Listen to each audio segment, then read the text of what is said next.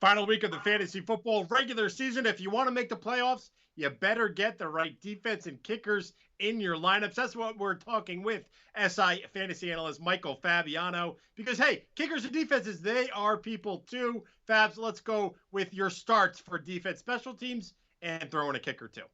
And by the way, Young Wei Koo scored 21 fantasy points last week. A kicker.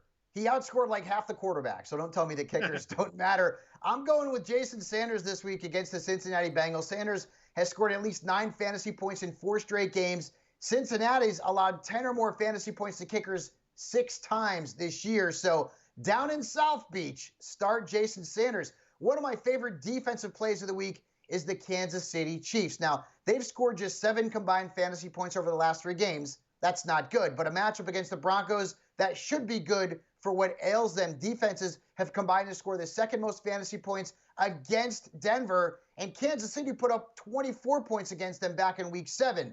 So the Chiefs defense on Sunday Night Football is a very good play.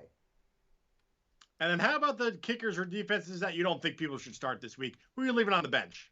I'm picking on my Cowboys again, and Greg Zuerlein. He's been good. I mean, you look at his numbers, he has given you 10-plus fantasy points in 3 of his last 4 games, but this is a bad matchup. Going into week 12, the Ravens had allowed the fewest fantasy points per game to kickers at 3.4 per. So Greg the Leg is on the waiver wire this week. And then the 49ers defense. Now, it looked really good in a win over the Rams. 17 fantasy points, 2 sacks, 2 picks, and a touchdown.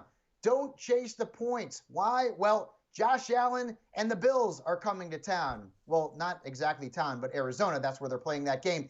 Defenses have averaged fewer than 4 fantasy points per game against Buffalo. So the Niners defense is a fade for me in the desert this week.